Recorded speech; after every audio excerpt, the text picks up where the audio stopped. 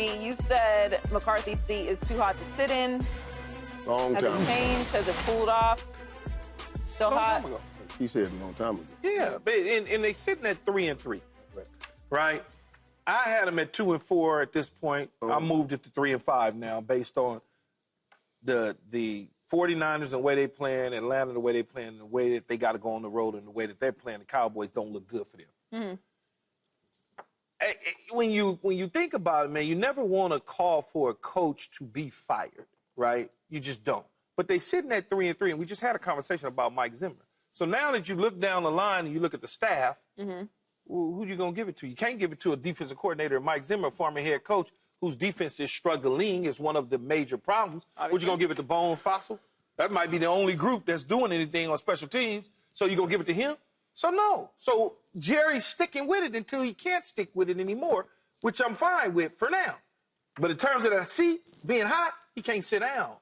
Have you ever touched something that was so hot that your skin stuck to it? That's his little tushies. If he sat down his little tushies. I ain't never touched that hot, Key. You ain't never touched that hot when my skin stuck to it? Well, you had to, you know. That's like a third-degree burn. I think. Yeah, that thing Again, like lean up against you. Yeah, he got all that. It's that hot? It's hot. The sand, you know how when you on one of them exotic vacations and the sand is too hot for you to walk in? That's my backyard, the concrete. Oh, I'm sorry. In the Hey, man, I'm sorry. But you know I didn't mean to say it like that. Hey, you know, but that's how hot it is. No, but I think, you know, realistically, it was hot coming into the season before they even played the game. It was hot after last year. They didn't extend his contract. Yeah, so exactly. An expiring contract to begin with. Right.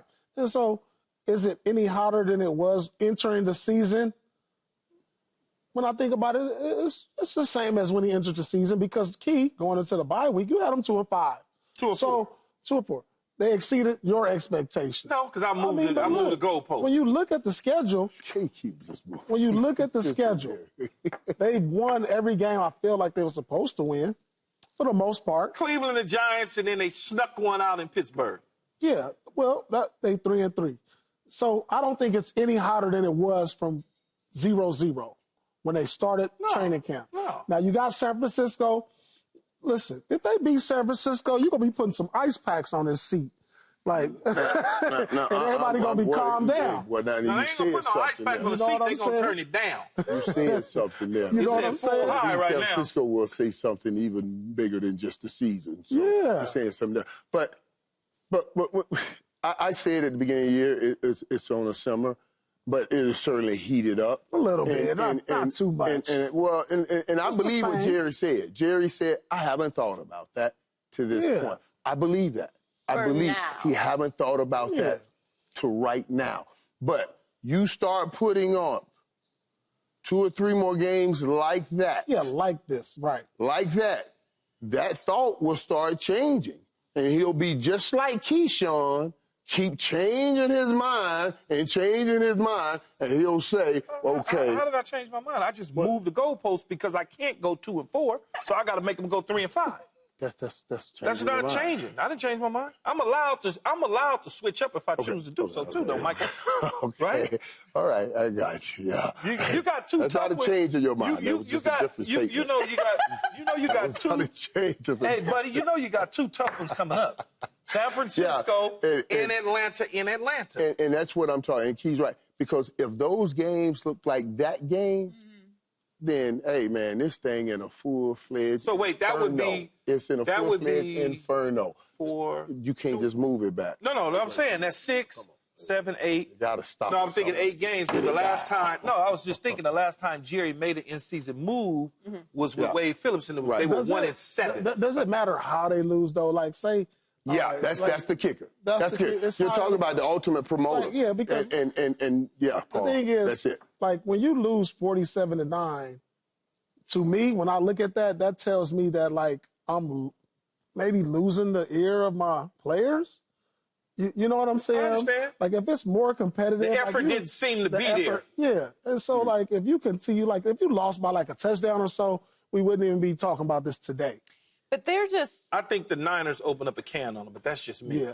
So if the Niners blow them out, then I don't know. You might have lost the might lose the locker room. There's an opportunity, what Paul said now. With all of this thing, remember, absolutely. and I'm going to talk to the Jets in a minute, because how this thing all works. All of this, Armageddon. If you beat the Niners, it's back in the driver's seat. Isn't that the craziest stuff? But if you it's the cause of all this high blood pressure. It's about how you lose, though, Joy. I think it's going to be how they lose. If they're competitive in a loss to the Niners, then you feel a lot better. No, you don't. No, because then if you get blown out by the Niners, you lost by 40 to Detroit, it's almost going to look like I've lost the locker room. Maybe, but then that will depend on how Atlanta looks. Okay. Like, if they lose close to the Niners and then beat Atlanta, then maybe things will have simmered down. Right. But, I mean, we're talking about a Cowboys team this year that's 30th ranked in scoring defense, 16th in pass defense. Oh, good. 26th in rush defense. Yeah, and I'm expecting they're going to get somewhat better because they're going to get some pretty good players back. When, though? Yeah, that's the question. When? Is it going to be too late? Oh, no. I don't think it'll be too late when all those players come back. It's when they get back in the fold, can they make up that much of a difference from what we've seen? Are those players? Is Lawrence coming back against the Niners? I'm imagining they'll be back after the bye, right? I don't know. I'm pretty sure they were talking about that's why they held them out so they can keep them rested until after the bye. I mean, ideally, you would hope that everyone's back at the bye. We don't know right now. So we'll find out. Are they going to be able to run the ball? But we can know. Are they going to be able to get a ball to anybody other than CeeDee Lamb? They have the 32nd ranked rushing offense right now. Right. Yeah, but they'll be a little bit better with those. Derek Henry going to get in the portal and come over to the Cowboys? Being glossed over. Because you can't run the football. Right. It doesn't help or your stop the run. They also have the second most turnovers. And this was all happening with those players that they... So what you want me to do? Just tell Michael Parsons and DeMarcus Lawrence, don't worry about the rest of the year.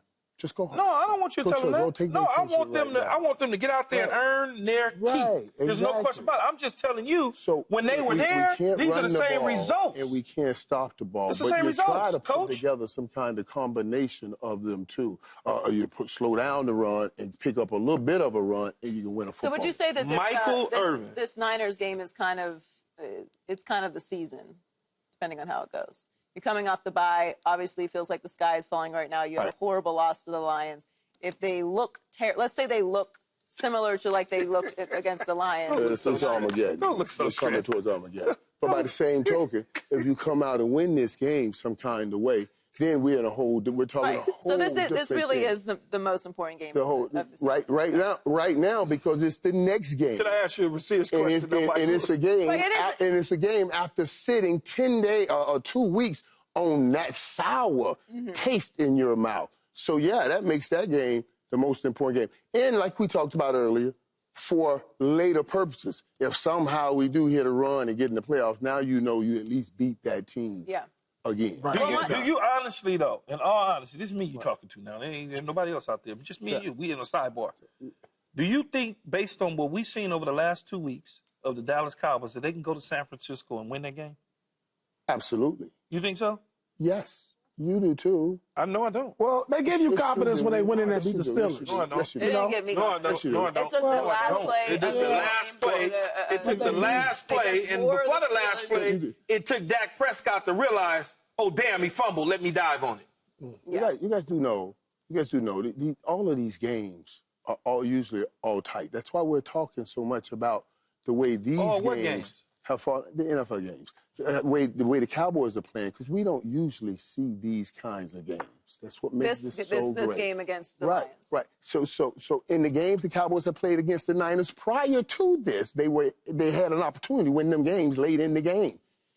Late in the game, Dak didn't fall quick enough so they can get off the field goal when all they had the lead issues. They had opportunities to win the game, but still, none in the case. We were talking about those games. They had opportunities. They were not blowouts. That's all I'm saying. Michael? And so now this team is not as good as those teams. But I've also seen San Francisco have some faults this year. Yeah, San Francisco doesn't look entirely the same as I understand it's Armageddon in Dallas. I'm trying to go with you. I'm getting in that hole, working the hole with you. But you just want me to just cover up my head on dirt. No, I just want to. There's no way out. I want you, as my dear good friend, to tell me the truth. I'm giving you the Matthew, Mark, Luke, and John. The gospel on it. Don't cap me out because you say you don't normally see the Dallas Cowboys getting slapped around like that, and them scores be so lopsided. Right. Well, it was a lopsided score against the Lions. Right. It also was a lopsided score last year against Green Bay. Correct. It's also a lopsided score against the Saints. I can go on and on and on about the lopsided scores. They only lost by 3 to Baltimore. Right. Keep talking. Thank you. You know, I didn't mention Baltimore. You know, if you notice, I'm telling you. They only, you know, that's man, we talk about remain true to it. let's put some money on it then. Right. Paul has to remain true to this thing. Fall for that trap if you want to. Don't let a man see both sides.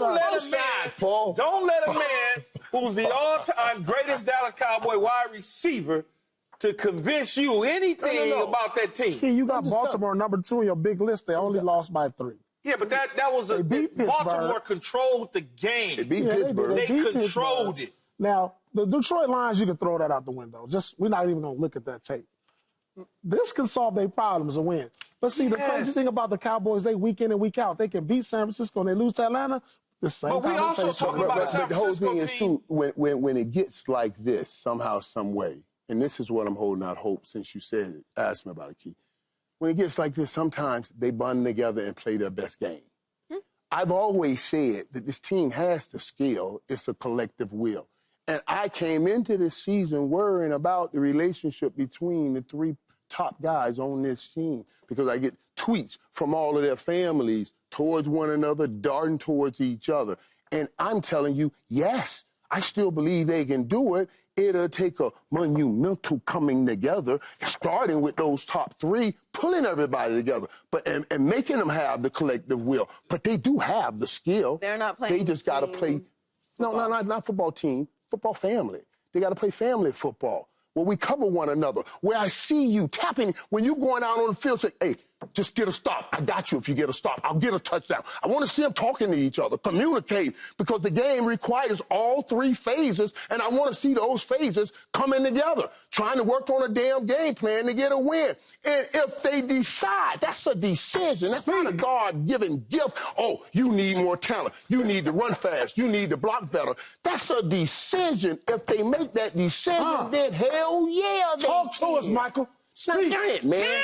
I ain't talking to the Cowboys today. I've been talking to the Jets. That's what I'm talking about. I'm just giving you all of that. Speak to Let me ask you all that. After you gave me this whole... But they can, Key. They can. You know it. You did all that. You gave me that. At the church, We 6 games in now, man. Get ready to be 7. Have you seen it yet this year with the Dallas Cowboys? Have you seen that? I've seen spurts and bits of pieces. I haven't. I haven't seen anything come together to make a great casserole So yet. what makes you think all of a sudden they're going to put it together to make a great You see the casserole? ingredients. Right. What ingredients? The ingredients They is right there on averaging the table. 57 yards on the ground offensively. They can't stop a nosebleed if you Well, we gave missing them some salt and bandages. pepper. We missing some salt and Okay. pepper. All right. Maybe we need to get some It's salt. a lot that's missing. Yeah. You got It your is. It is, Keith. It is. defensive coordinator It is. copying on national television across the world to have a discussion about panicking. So they look like pumpkin pie, not sweet potato. Did you panic when they asked you to shoot the 3? They look like- When they asked you to shoot the 3, did you panic? No. No, it's different. Joy, when they asked you to tee it up for us, do you panic? No. You just said, Key, earlier that he was a very good defensive coordinator. Yeah, but telling me you The panicking. man gave you a little truth. Key's big list is panicking. The man he's self-indicted. Now, Aaron Rodgers called someone else out. Now, the man, you said you didn't like Aaron Rodgers calling someone else out. The only I don't other like thing to Zim do is to saying that. self-indict. So Zim I didn't like that self-indict. at all. You can't have it both ways. Which way do you Yeah, want? but we could pull it back a little bit. Like, you know what I mean? Like, we don't have to. It's like a little white lie. You know. Sometimes you gotta tell those. Right. What do you Like mean? we don't. I could have made some other decisions. Right. And I don't like picking apart everything that they say in press conferences. Right. But saying that he panicked, to me, it's is a big word that lends to everything else that's happening. Right, in the building. Yes. Everything that's going on in the building, because he's saying we can't have another one of these kinds of games. And, oh, God, I got to start changing some things. That's what panic is, and you did have one of those kinds of games. Well, Micah talked about that game. He talked about the I like Cowboys it. I like that blowout he said on his podcast with Darius Stop Slay. I lying. just don't want And panic. he took exception to how the Lions were acting in the Just don't game. want panic. Well, Mike, What? all right? Were the You all right? Lions out of hand in their all right, man? 47-9 win over the Cowboys? Well, I mean, hey, man, 47-9 win. So, trick plays, huh? Mm-hmm. They should have hung up. As far as I'm concerned, I would have tried to bust a hole in them, put 80 on them. I ain't got no. It's not my job to stop from scoring. It's your job to stop us from scoring. Yeah, I mean, I agree. I don't think this is a conversation in professional sports. Like you what? get paid to do a job. You got to do it. There's no running Look, the man, score. I done been in situations on teams where we made decisions. Well, we get ready to run up the score on these dudes. We done made them decisions to do that. They ain't gonna stop us here. Let's all of a sudden, late in the game, throw a flea flicker. Okay, stop us. Right. Michael? This is proof to what I said right after the game when I talked about all the Detroit fans coming in saying, well, we're going to get y'all, we're going to get y'all. They were thinking about payback, and they came in with the intensity of payback. And in this cut, Michael also said, yeah, it's definitely going to add fuel to the rematch. I was like, Negro, that was the rematch. What was the rematch? What are you talking about? That was the and rematch. you were not prepared for it. See, this tells me what I'm saying. You don't understand the depth of each game. You don't understand what people are bringing into that stadium. You don't understand the fervor in which they're trying to tab and tear your tail apart. Mm-hmm. If you don't understand it, how dare you can't even possibly match it if you don't expect it. That's the whole issue. There is no rematch. That was the rematch. And they came in ready to play, and and yes, they tied it in to yesterday, so you know. That's why they did that, so you'll know. That blows my mind. That blows my mind. Because you're saying that the Lions wanted to prove something from last year. Yeah, all they were talking about is we cheated them. Yeah. I was trying to say, no, we beat y'all, play with them. They were serious. I mean, down there, every fan came in the woo.